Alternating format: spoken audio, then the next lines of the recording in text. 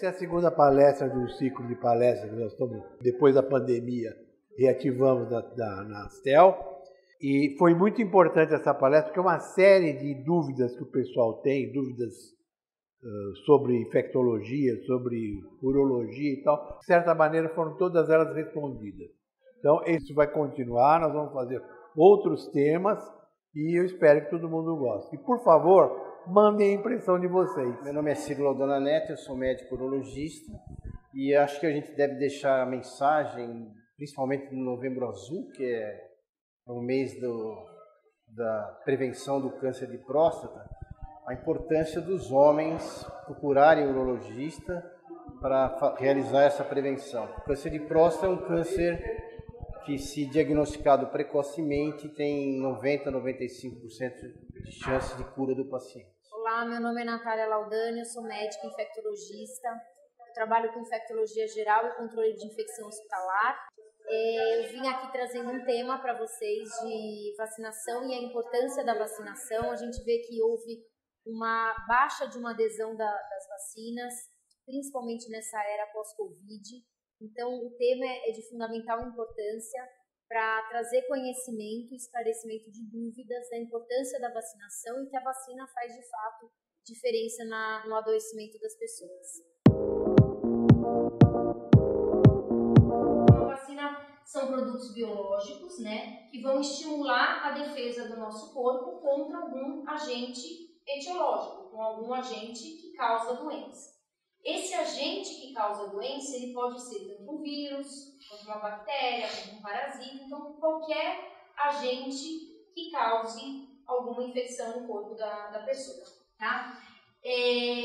Quando a gente faz uma vacina, né, quando se elabora uma vacina, o principal estímulo é o que a gente chama de antígeno. O antígeno é uma parte de um bicho, seja lá qual for, que vai entrar no nosso corpo e estimular o nosso sistema imune, tá? E aí a gente tem vários tipos de imunidade. A imunidade do tipo celular é uma imunidade que o nosso corpo por si só já vai fazer frente a alguma agressão. A imunidade humoral é aquela imunidade que vai produzir obrigatoriamente os anticorpos direcionados para aquele bicho, tá? A imunidade ativa é o que a gente mesmo produz e a imunidade passiva é o que a gente vai receber de anticorpo pronto para o nosso corpo. Exemplo, uma mãe que amamenta o filho, ela vai passar o anticorpo dela para o bebê. Tá? Existem algumas situações infecciosas, por exemplo, a raiva, ou uma criança que nasce de uma mãe portadora da hepatite B, ela vai receber o anticorpo pronto para combater uma possível infecção. Então, isso é imunidade passiva. O problema da imunidade passiva é que ela é transitória. Ao longo do tempo, a gente vai perder, que é a criança que, depois de nascer e ter o aleitamento materno, ela vai precisar tomar outras vacinas, porque ela perde o anticorpo da mãe. Então, quais são os objetivos da vacinação? Então, induzir uma resposta imune, né, similar àquela produzida contra um determinado bicho, seja vírus, seja bactéria, que simularia uma infecção natural. A eficácia e duração da vacina vai depender do tipo de vacina que foi aplicado, tá? Da presença de anticorpos maternos, então exemplificando isso que eu comentei, as vias de administração e, muito importante, que são os fatores relacionados ao indivíduo. Se é um paciente que tem uma doença que deixa o sistema de defesa fraco, possivelmente ele responda pior a essa vacina e necessite de doses de reforço para tentar manter o anticorpo num nível bom e não pegar a doença. Obviamente que a questão imunológica induzida pela vacina ela é muito complexa. Eu vou tentar explicar de um jeito muito simples para a gente entender direito essa vacina, tá? Então, na verdade, entra alguma parte de algum bicho no nosso corpo, eu vou explicar um pouco mais lá na frente. No nosso sistema de defesa existe uma célula que chama células apresentadoras de antígeno, então elas vão apresentar o bicho para o nosso sistema de defesa.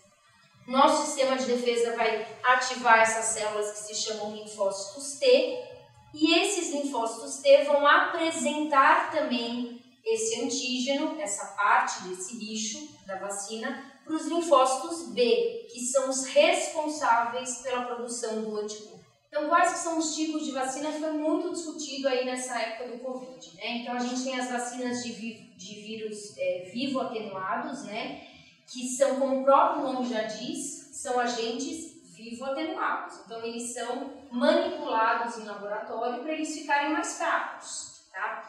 Mas eles têm a capacidade de se multiplicar no nosso organismo, mas essa multiplicação é fundamental para induzir a nossa imunidade, tá?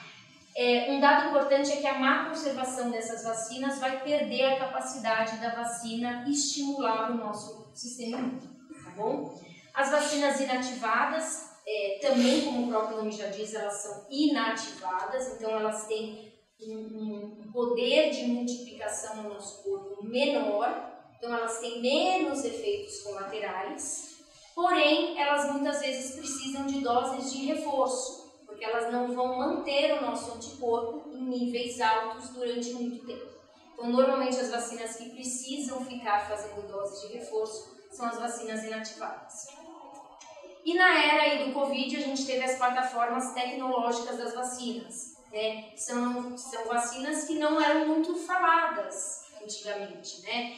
Então, que são os vetores virais não replicantes, de uma parte do material genético do vírus, de vacinas proteicas e recombinantes, que são formas da gente ensinar o nosso sistema de defesa a produzir a principal substância que levaria à imunidade no caso do Covid. Então, a principal proteína, o centro da vacina do Covid, é a proteína S, que é a proteína spike. Ela é que faz com que essa proteína, o bicho, né, teoricamente, entra no nosso sistema de defesa. Então é como se fosse uma ideia de chave e fechadura. Ela que vai induzir o nosso sistema de defesa. Então, uma vez ela apresentada ao nosso corpo, vai estimular toda aquela cascata do sistema de defesa que eu comentei anteriormente. A vacina Coronavac, né, a vacina de vírus inativos, que é a que eu comentei que precisaria de doses de reforço, então por isso que a gente fala muito das doses de reforço, principalmente para quem tomou a Coronavac, obviamente as outras também.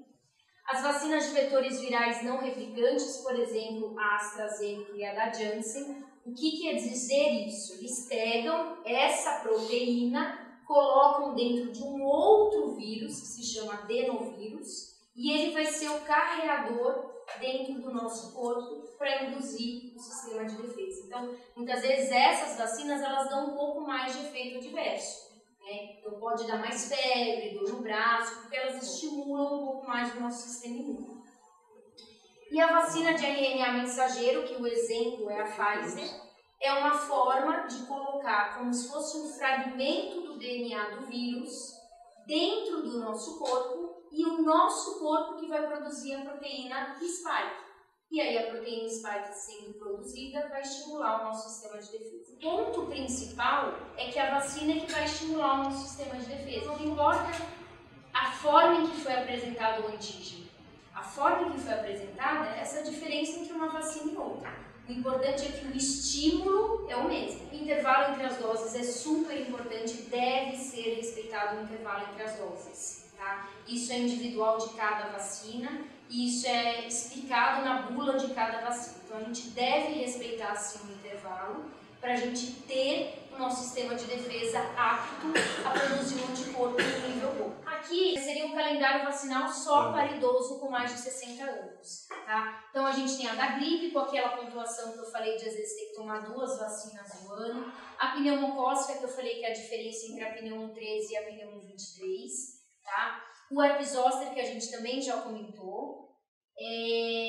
A tríplice bacteriana, que se tiver algum contato com criança que vai nascer, que a gente pede a dose adicional. Isso. E a hepatite B, que vai depender do status imunológico de cada paciente. A do Covid aqui, só fazendo uma referência aos slides anteriores, que vai depender se é grupo de risco ou não e do intervalo em relação às outras doses. Existe também um manual, tá, que é só para pacientes em situações especiais. Sou diabético e tenho uma diabetes descompensada, precisa ser analisado o cartão vacinal.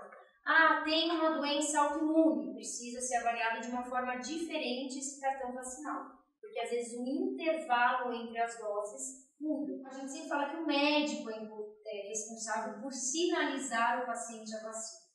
Então, aqui é um slide que mostra a percentagem que quando o médico, essa primeira coluna seria o médico, essa segunda coluna seria o paciente. Então, quando o médico orienta o paciente a tomar a vacina, o paciente entende o porquê, você tem uma taxa de vacinação de quase ou mais 90%.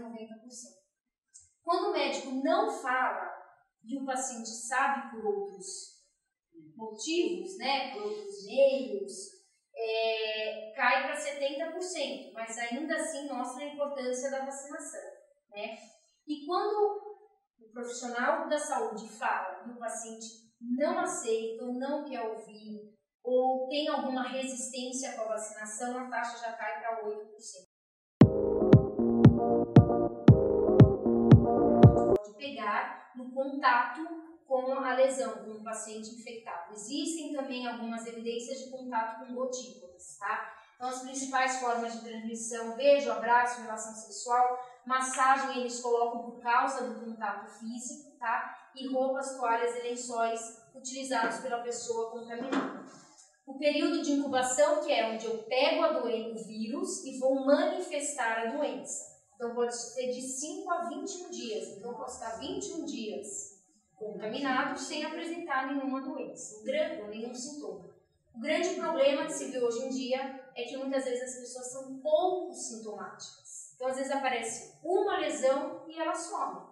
E ela nem sabe, às vezes ela nem dá muita importância para aquela lesão. Então, apesar dela ter uma transmissibilidade alta, ela tem uma infectividade e uma letalidade mais baixa. Lembrando que a transmissão da doença é até o desaparecimento completo das lesões. Ah, mas tem só uma casquinha. Essa casquinha ainda é transmissível. Então, é só quando cai a casquinha a pele nova nasce. É diferente do herpes zoster, que quando entra na fase da casquinha já não é mais transmissível. Sintomas totalmente inespecíficos, como se fosse um quadro gripal mesmo, né? Então, febre, mal-estar, dor no corpo, gânglio é uma coisa que pode aparecer, e depois vão aparecendo as lesões na pele, tá? Que a gente tem os 4 estágios, obviamente que não precisa saber todos os estágios, mas começa com uma lesão vermelha, que vai ficando uma bolha, e depois fica aquela imagem bem característica, que é aquela bolha bem característica. Então é um diagnóstico obviamente clínico, né? Então a história do paciente e o que o médico está analisando da lesão, mas o diagnóstico confirmatório é através da detecção do tal do PCR, que ficou tão famoso na época do Covid. A gente também vai fazer o PCR, que é a identificação do material genético do vírus, na lesão. Então a gente tem 2 tipos, ou na fase da bolha, que você faz um aspirado daquele líquido, ou na fase da crosta, que você tira essa crosta. São lugares especializados que fazem isso e precisa ser notificado. Então a gente faz uma notificação, tem que ser em 24 horas, né? E aí a gente também leva essa amostra para um lugar específico. Aqui em São Paulo é o Adolfo Lutz. É bem semelhante, a gente quando vai dar orientação é muito similar ao que era o Covid. Não tem necessidade de isolamento das pessoas com as quais convive quem teve o diagnóstico de varíola do macaco. É importante a vigilância. Então, uma pessoa que mora com alguém que teve a varíola do macaco, ela deve estar vigilante, mas ela não precisa ficar isolada, tá? Ter o cuidado com as peles, não passar nenhum creme, não passar nenhuma pomada. A gente só pede para tapar as lesões caso a pessoa tenha contato com outra pessoa. Então, uma mãe vai amamentar, vai pegar seu filho, ela deve cobrir as lesões. Então, seriam essas medidas. Existe um tratamento? Não existe um tratamento. O que se tem é um remédio, né, que ele só ajudaria nas formas graves, ele só é indicado para formas graves. Pacientes que estejam com risco de vida, com lesões extensas, mais de 100 lesões, aí existiria o remédio. O que a gente teria, seria mais disponível ter aqui no Brasil, seria o Tecovirimat, mas como eu disse, é só para casos graves. Existem outros tipos, tá? O FDA até, inclusive, já faz alguns estudos, mas se a gente pensar em termos práticos, não tem um remédio específico.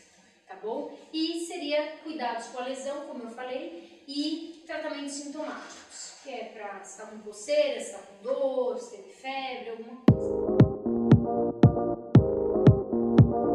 O câncer de próstata é o mais comum dos cânceres entre os homens. Segundo dados do Instituto Nacional de Câncer, no Brasil vão ter 65.844 casos de novos por ano. Essa é uma estimativa importante. Se a gente for ver isso por meses e dias, você vê que todo dia vai ter uma porcentagem de homens com diagnóstico de câncer. Então, aqui está o risco estimado: 62 casos novos em 100 habitantes. A cada 41 homens de morte, um vai morrer de câncer de próstata. O câncer de próstata, vamos imaginar a próstata como uma mexerica. Imagine uma mexerica. Você tem a casca da mexerica e os gomos da mexerica. Tá? Os gomos da mexerica são as glândulas perimetrais que crescem. Nós, homens, a partir dos 45, 50, 55 anos, vai ter o aumento das glândulas perimetrais, que é a hiperplasia benigna da próstata. É o tumor benigno da próstata, que é muito comum entre o homem. Então, o tumor benigno da próstata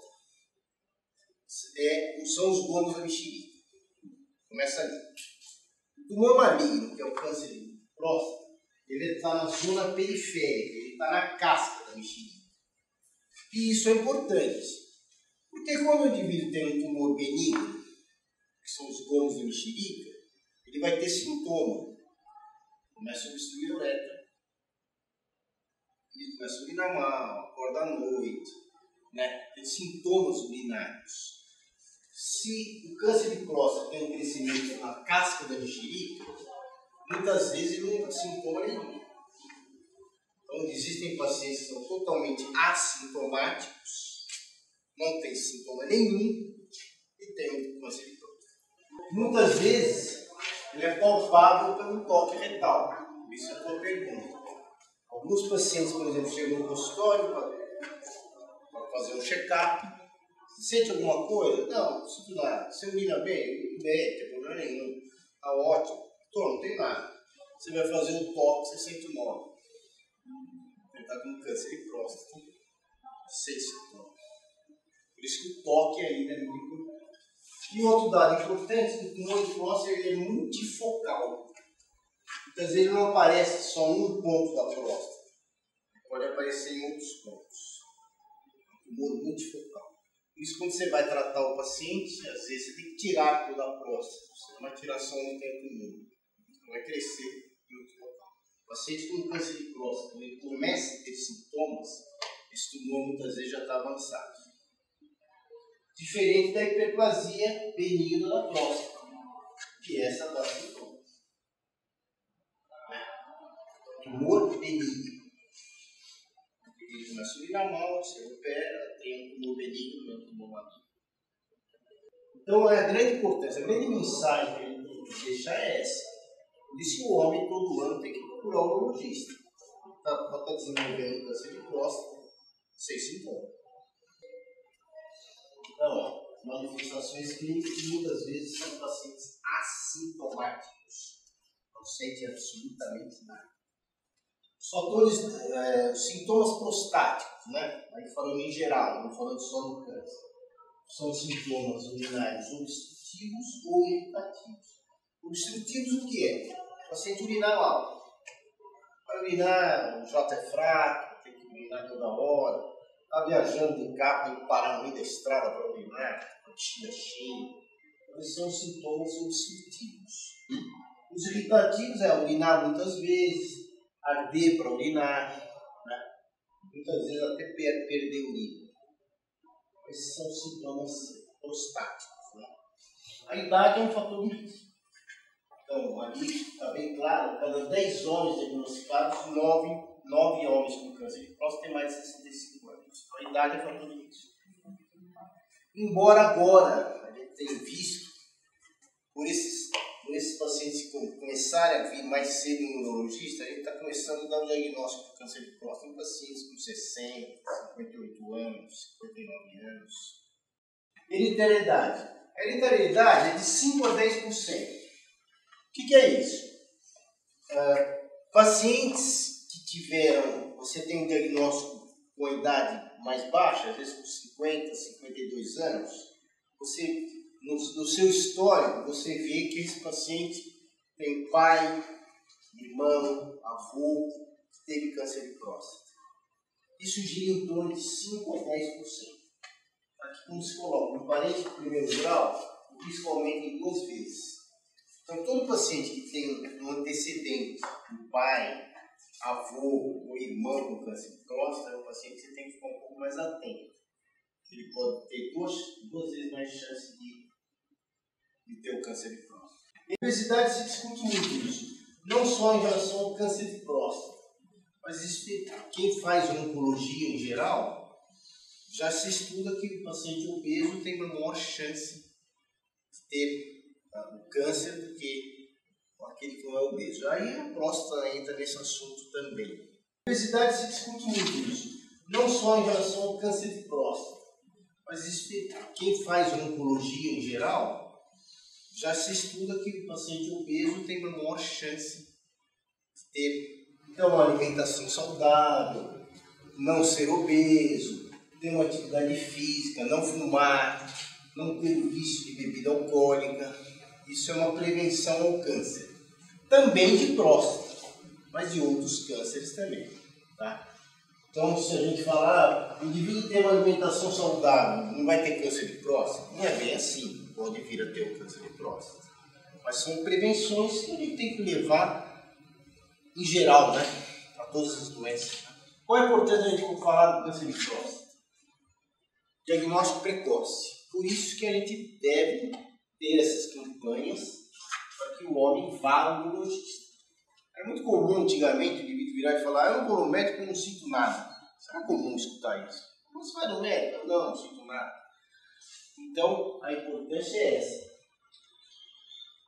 O indivíduo ter o diagnóstico precoce do câncer de próstata tem uma chance de cura de 90% de curar esse paciente.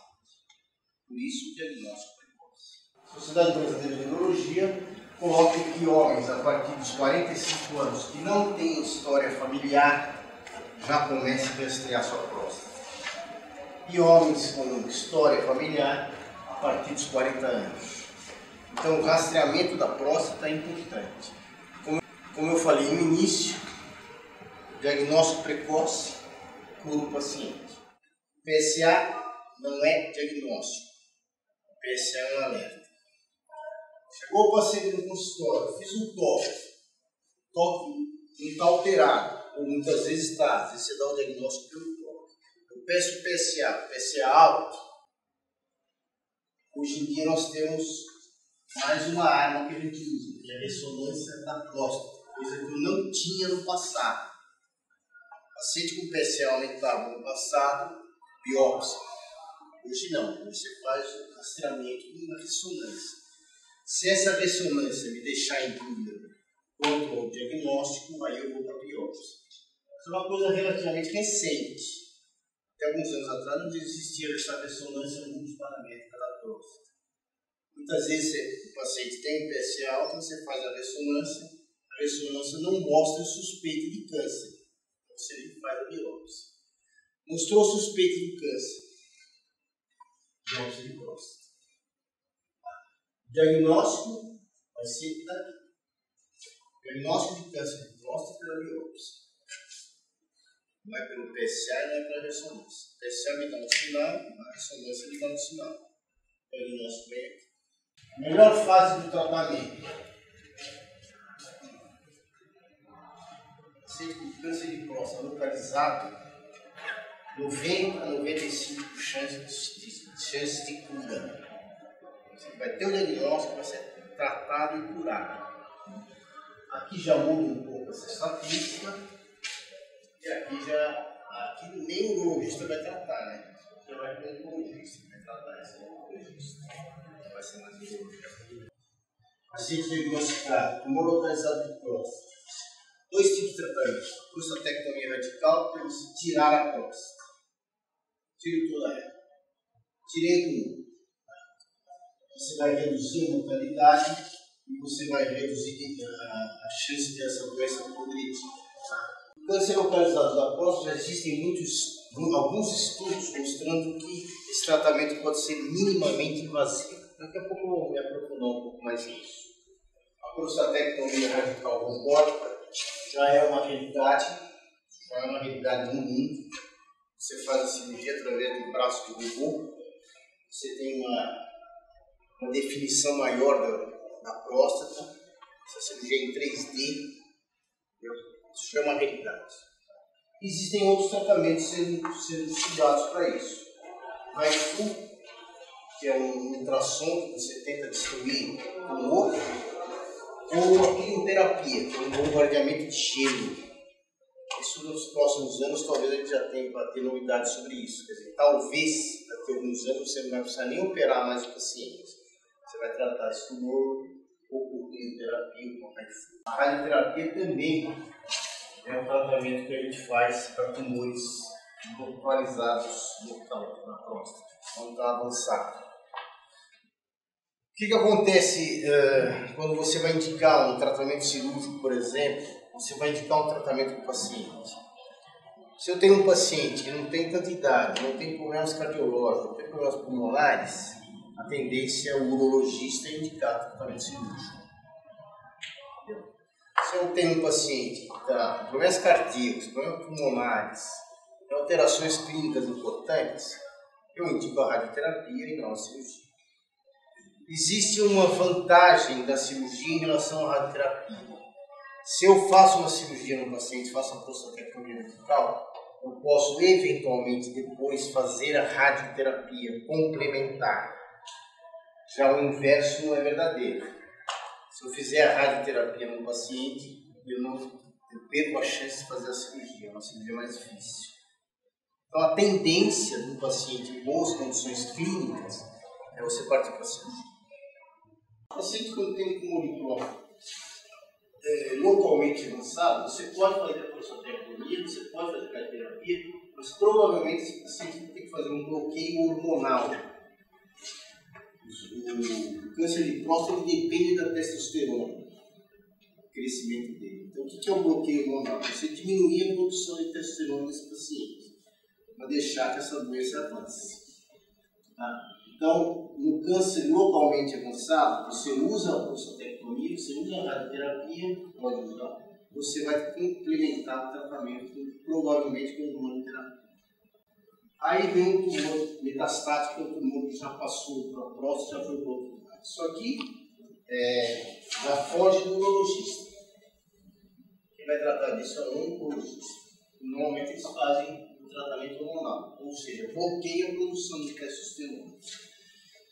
O avanço da oncologia nessa área também é muito grande. Por isso que hoje em dia, mesmo que você pegue às vezes pacientes que já têm uma metástase da próstata, câncer de próstata, são pacientes que conseguem, o oncologista consegue dar uma sobrevida para esse paciente. Não só com tratamento hormonal, mas com quimioterapia, imunoterapia. Então isso também avançou muito. E mesmo pacientes que já estão no estágio mais avançado, o tratamento oncológico ajuda muito.